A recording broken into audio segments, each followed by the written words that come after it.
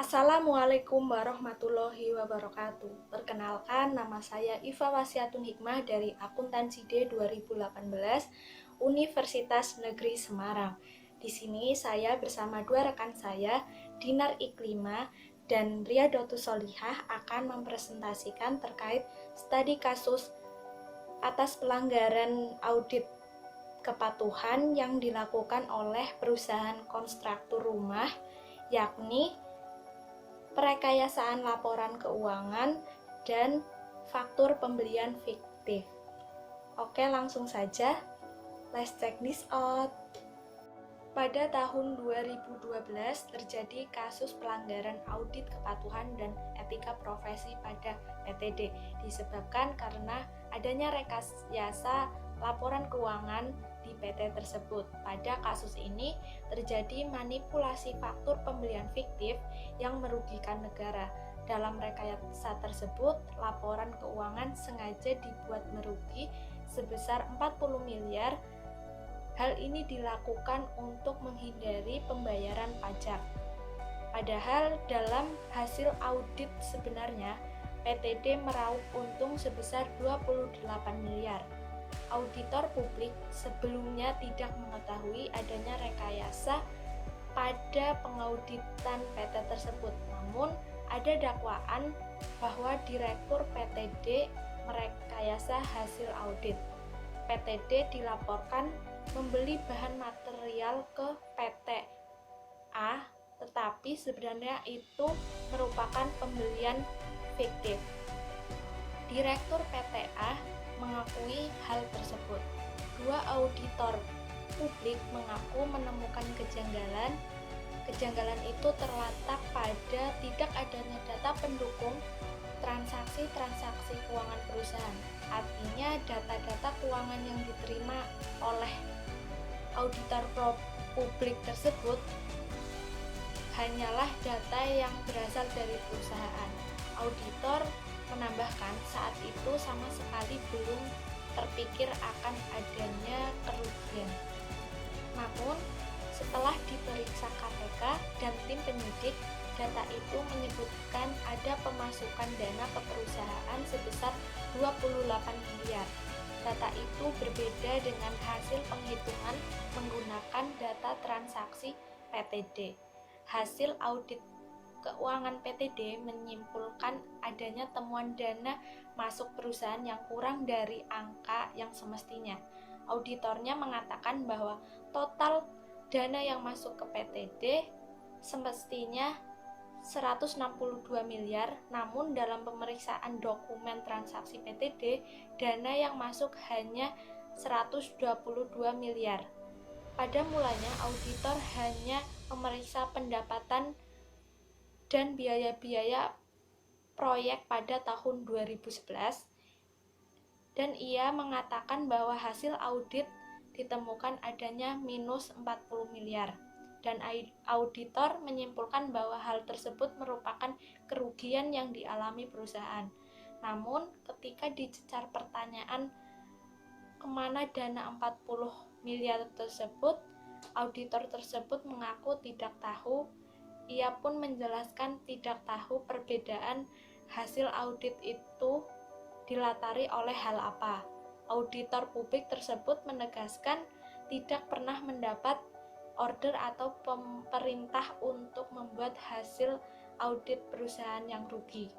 Dosen Universitas Indonesia Ahyar Salmi menyatakan jika terbukti benar adanya perintah dari PTD kepada auditor publik terkait pemalsuan hasil audit perusahaan tersebut, itu merupakan hal yang berbeda.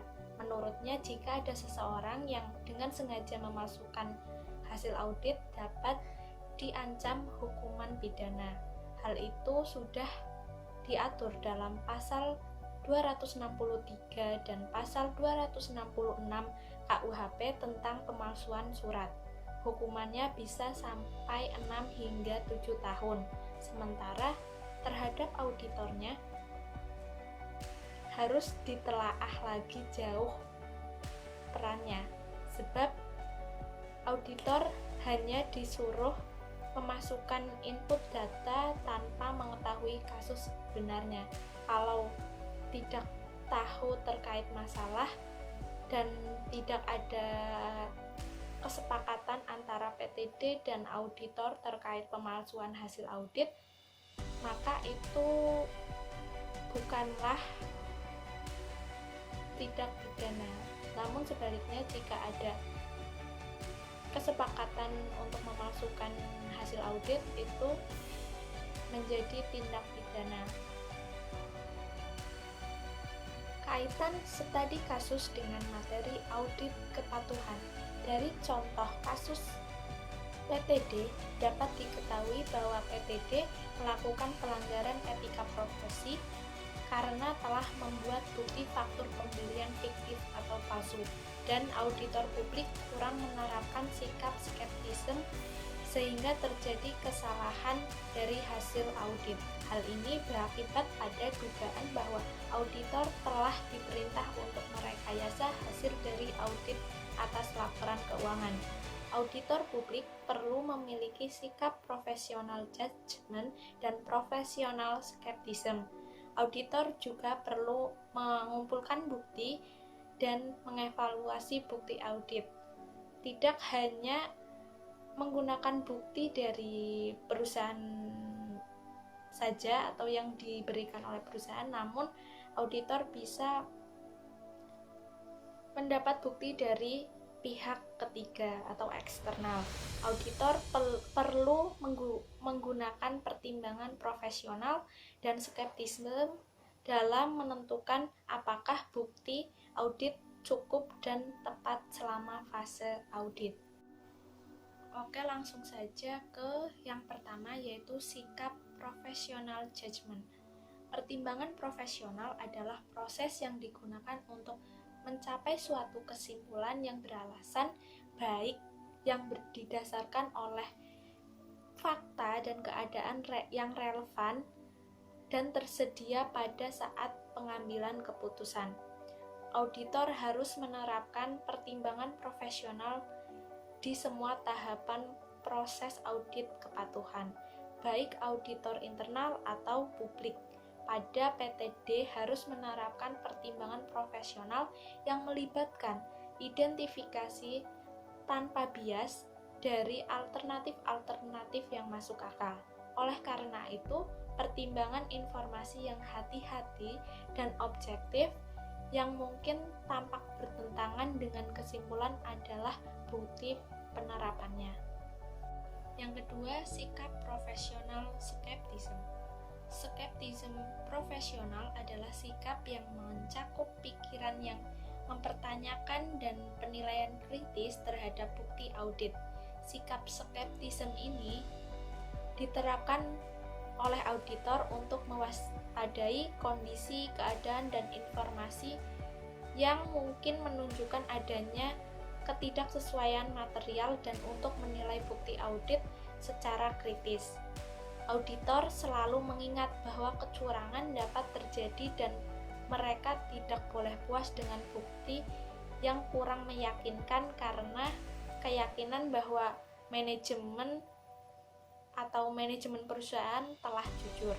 Auditor pada PTD harus mempunyai sikap skeptisisme dan menelusuri lagi bukti audit agar faktur pembelian fiktif ini bisa diketahui lebih awal sebelum menentukan opini hasil audit atas laporan keuangan. Auditor tersebut seharusnya tidak hanya melihat dari bukti-bukti yang diberikan oleh perusahaan sehingga tidak mengetahui adanya faktor pembelian fiktif. Selanjutnya, saya akan menjelaskan mengenai bukti audit. Bukti audit merupakan informasi yang digunakan oleh auditor dalam mengambil kesimpulan yang mendasari kesimpulan atau opini seorang auditor. Auditor merancang dan menerapkan prosedur audit yang tepat untuk memperoleh bukti audit yang cukup dan tepat untuk membentuk kesimpulan atau opini apakah suatu pokok bahasan mematuhi dalam semua hal yang material dengan kriteria yang ditetapkan. Selanjutnya, ada kecukupan dan kesesuaian bukti audit.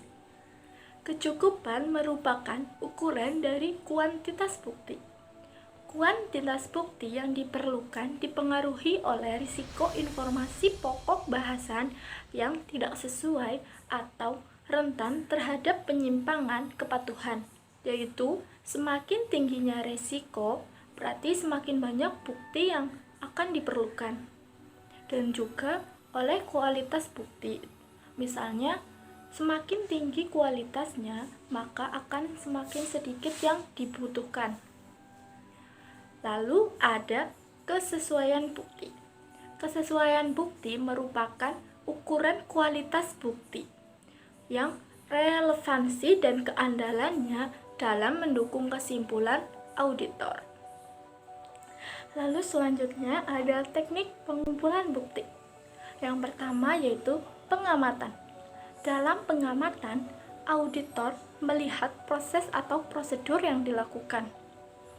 Dalam melakukan audit kepatuhan, ini hal yang termasuk untuk melihat bagaimana proses tender dilakukan, mengamati bagaimana pembayaran manfaat diproses, atau apakah kinerja dalam bentuk apapun itu dapat sejalan dengan hukum dan peraturan yang ada. Lalu yang kedua ada penyidikan. Dalam penyidikan ini melibatkan pencarian informasi dari orang-orang yang relevan, baik dari dalam maupun dari luar badan yang diaudit. Yang termasuk di dalamnya yaitu pertanyaan tertulis formal, diskusi lisan informal, lalu ada mewawancarai dan mengajukan pertanyaan kepada orang-orang yang relevan. Dan yang terakhir, mempersiapkan dan mengirimkan kuesioner atau survei.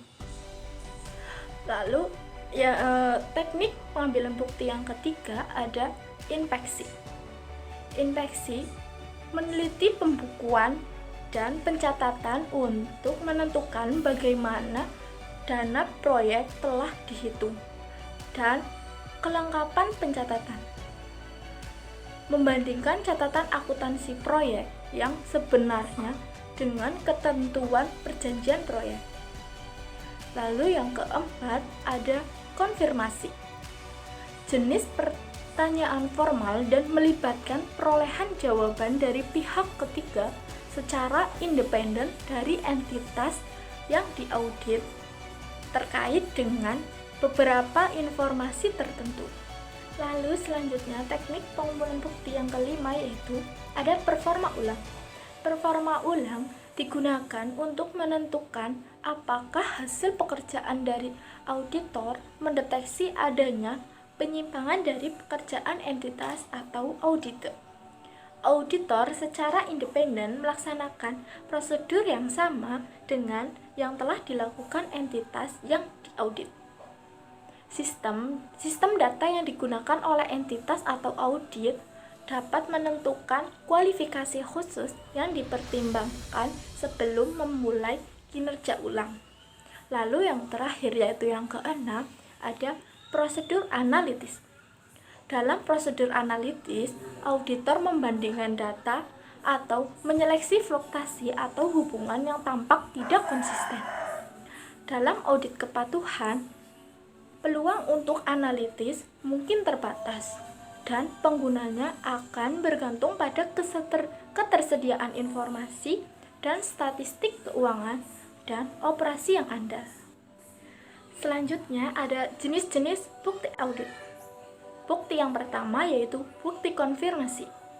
Bukti konfirmasi merupakan bukti yang diperoleh dari tanggapan langsung tertulis dari pihak ketiga yang memberikan verifikasi keakuratan atas informasi yang telah didapat oleh auditor.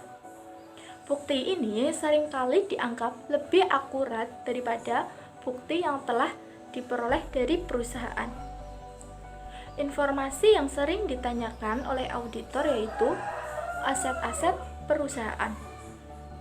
Lalu bukti yang kedua adalah bukti fisik. Bukti fisik merupakan bukti yang didapat dari hasil pemeriksaan fisik oleh auditor ke perusahaan yang diauditnya, seperti pemeriksaan kas dan hasil dari pemeriksaan persediaan. Lalu bukti yang ketiga ada observasi. Observasi yaitu bukti yang didapatkan dengan panca indera. Bukti ini juga diperoleh melalui pengamatan yang memiliki wujud fisik. Contohnya dengan memanfaatkan indera penglihatan dan pendengaran. Jenis-jenis bukti audit yang selanjutnya yaitu bukti analitik dan bukti dokumentasi. 4.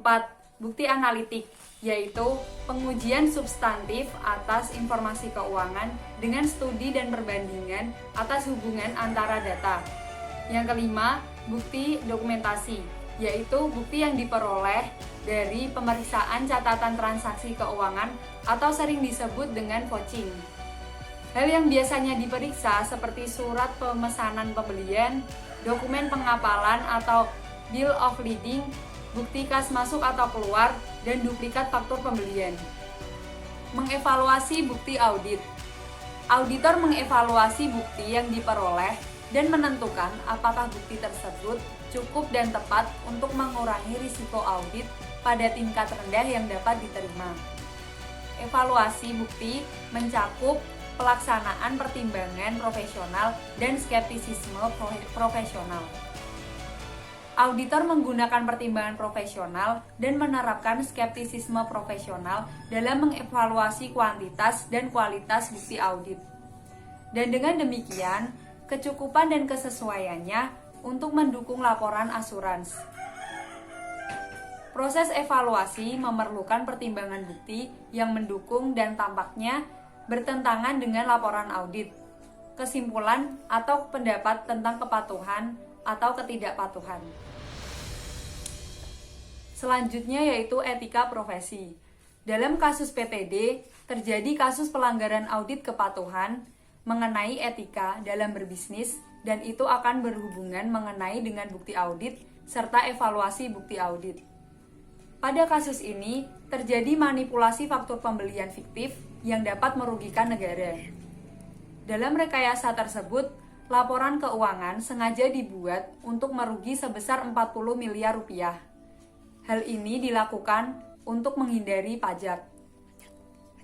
Seharusnya, PTD dan pihak yang terlibat harus bertindak profesional dan jujur sesuai dengan asas-asas etika profesi sebagai berikut.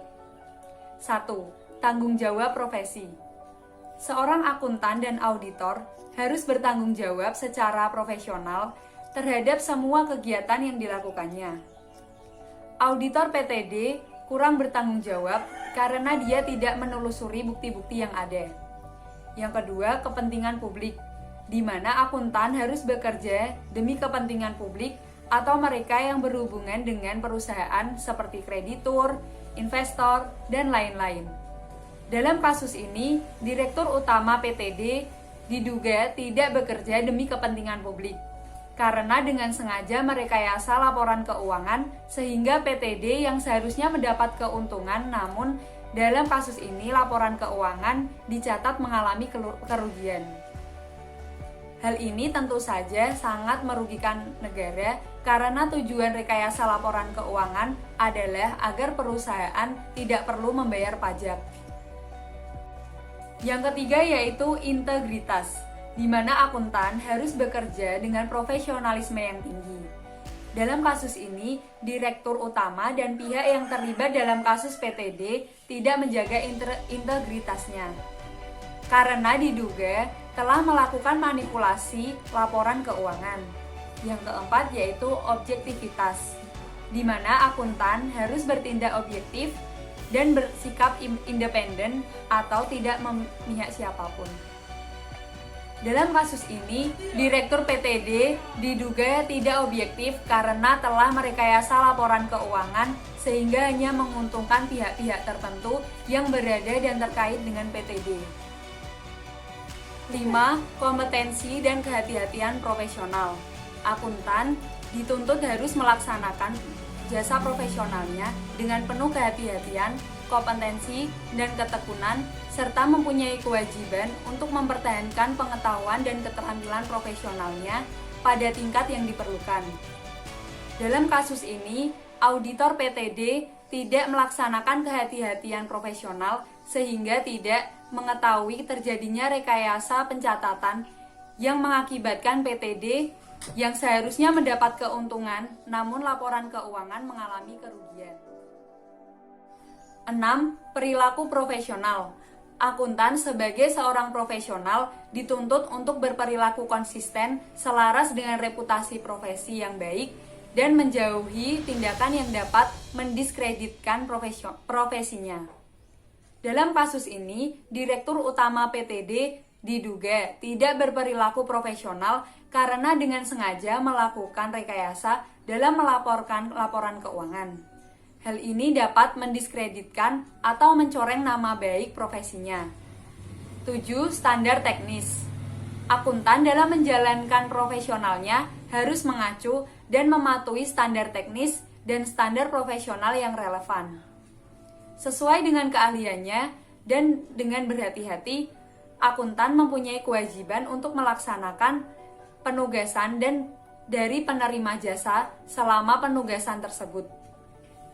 Rekayasa laporan keuangan PTD dalam kasus ini terdeteksi adanya manipulasi dalam penyajian laporan keuangan. Ini merupakan suatu bentuk penipuan yang dapat merugikan negara dan stakeholder lainnya.